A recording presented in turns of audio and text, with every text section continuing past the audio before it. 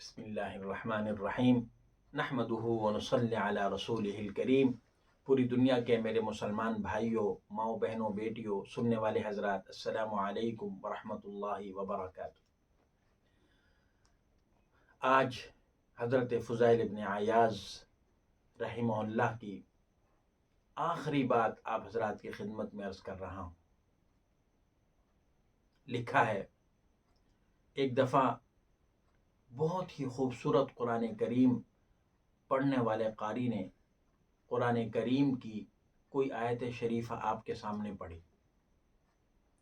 آپ نے فرمایا، حضرت فضیل ابن عیاض رحمہ اللہ نے فرمایا کہ اس قاری کو میرے بیٹے کے سامنے لے جاؤ، میرے فرزند کے سامنے لے جاؤ،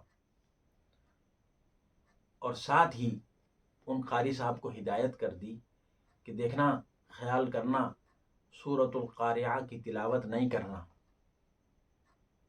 میرے بیٹے کے سامنے، اور تلاوت کر دینا، سورۃ القاریعہ کی تلاوت نہیں کرنا، کیونکہ میرا بیٹا قیامت کے متعلق کچھ بھی سن سکنے کی طاقت نہیں رکھتا۔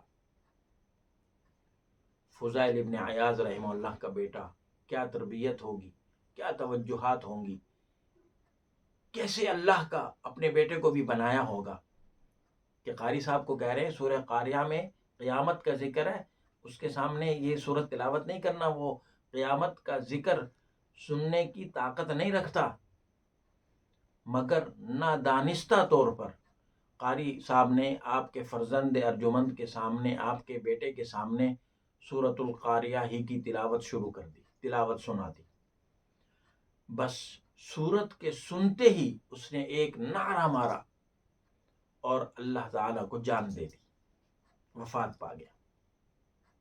یہ حضرت کے بیٹے کا واقعہ۔ آپ کی وفات کا وقت جب قریب آیا تو آپ کی 2 بیٹیاں زندہ تھیں، حضرت فضیل ابن عیاض رحمہ اللہ کی۔ آپ نے اپنی بیوی کو وصیت فرمائی، میرے مسلمانوں، میری ماؤں، بہنوں، بیٹیوں، سننے والے پوری دنیا کے مسلمان سامعین حضرات، یہ بات سنتے جائیے اور دل کو تھامتے جائیے۔ کیسی عجیب بات ارشاد فرمائی، میرے اور آپ کے لیے سبق ہے، ہم بھی ایسے ہی اپنے آپ کو بنا لیں۔ پھر دیکھیں بیوی کو وصیت کیا فرمائی، میرے کفن دفن سے فارغ ہونے کے بعد ان دونوں لڑکیوں کو جبل ابو قبیس، مکۃ المکرمہ میں بہت بڑا پہاڑ ہے، اس پر لے جانا اور آسمان کی طرف منہ کر کے کہنا، اے رب ذوالجلال، اے باری تعالی، اے خلاق عالم، فضیل ابن عیاض نے اپنی مقدور کے موافق ان پناہ گزینوں کو اپنے پاس رکھا۔ ان 2 بیٹیوں کے متعلق کہہ رہے، ان پناہ گزینوں کو اپنے پاس رکھا، ان مہمان بچیوں کو اپنے پاس رکھا۔ بچیاں تو مہمان ہوتی ہیں نا، دوسرے گھر انہوں نے جانا ہوتا،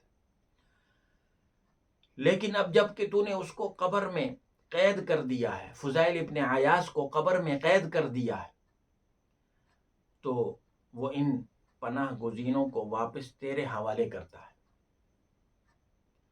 چنانچہ آپ کی بیوی نے ایسا ہی کیا۔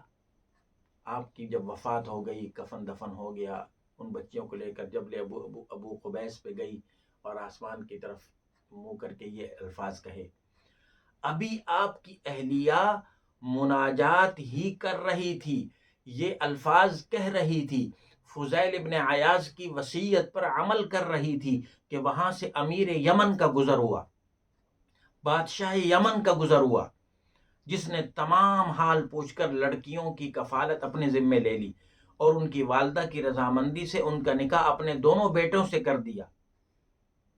اس لیے کہتے ہیں، سچ ہے، من کان اللہ کان اللہ لہ، جو اللہ کا بن جاتا ہے اللہ اس کا ہو جاتا ہے۔ من کان للہ کان اللہ لہ، جو اللہ کا ہو جاتا ہے اللہ اس کا ہو جاتا ہے۔ عبداللہ ابن مبارک رحمہ اللہ سے روایت ہے کہ آپ کی وفات کے بعد روئے زمین سے غم و الم ظاہر ہوتا تھا، روئے زمین سے غم و الم ظاہر ہوتا تھا، جیسے بعض اللہ والے ہوتے ہیں جب ان کی وفات ہوتی ہے تو آسمان روتا ہے۔ تو حضرت کے بارے میں عبداللہ ابن مبارک رحمہ اللہ نے یہ فرمایا رحمۃ اللہ علیہ رحمت واسعہ، اللہ تعالی حضرت فضیل ابن عیاض رحمہ اللہ کی قبر پر کروڑ رحمتیں نازل فرمائے، اللہ تعالیٰ ان کی قبر کو جنت کے باغوں میں سے ایک باغ بنائے۔ اللہ ہمیں بھی حضرت فضیل ابن عیاض رحمہ اللہ جیسے سچی توبہ کرنے کی توفیق عطا فرمائے۔ اللہ تعالیٰ ہمیں حضرت فضیل ابن عیاض رحمہ اللہ کی ملفوظات، ان کی نصیحتوں پر عمل کرنے کی توفیق عطا فرما دے۔ السلام علیکم ورحمۃ اللہ وبرکاتہ۔